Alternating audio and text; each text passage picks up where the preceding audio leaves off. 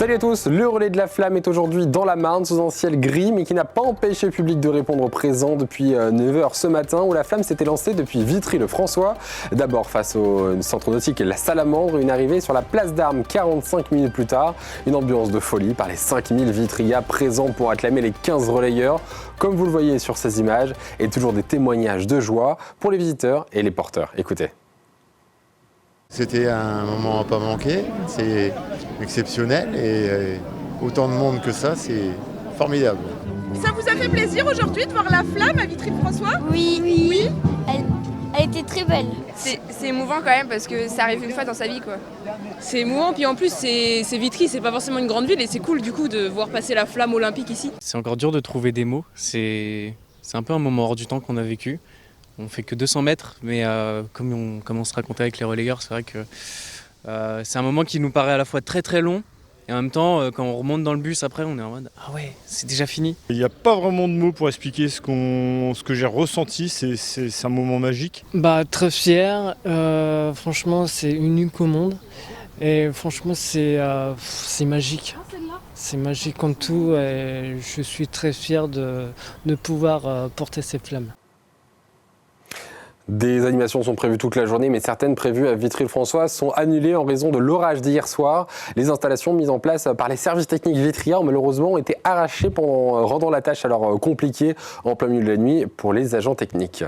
La flamme, c'est tout de même un moment historique pour le public du lac du Der qui n'a pas boudé non plus cet événement malgré quelques gouttes et un départ de la flamme à la presqu'île de Champaubert, mais non pas à pied, mais cette fois en Dragon Boat, une première mondiale pour le relais de la flamme acclamé par 2000 personnes.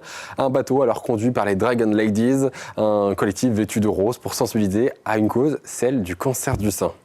Parcours ensuite qui s'est fait à pied en direction du port et de la station nautique de Giffaut-Mont-Champaubert. 5 relayeurs en tout sur cette étape. Et franchement, c'était encore mieux que ce que j'aurais pu imaginer et on ne réalise pas en fait. Et toute l'énergie, tous les encouragements, tout l'accueil, tout l'amour qu'on a reçu, c'est génial quoi. En fait, c'est un moment qui se passe très vite et en même temps très lentement. Et je me suis rendu compte que j'étais là pour la flamme et qu'il y avait plein de personnes qui sont venues nous accueillir et c'était très chaleureux et je suis très reconnaissant. C'est magique, ça passe très vite. Ce qui est le plus impressionnant, c'est le monde et l'engouement qu'il y a autour. Les photos d'avant, en fait, les 5 minutes d'avant, elles sont déterminantes. Après, on est dedans, on n'y pense plus, on avance, on regarde, on sourit. Mais l'interaction avec les gens ici, super accueil. Et ça, c'était vraiment chouette. Non, elle n'est pas si lourde que ça. J'aurais même pu la garder des kilomètres. Ouais, mais... même là encore, après, même plusieurs jours. C'était très intense.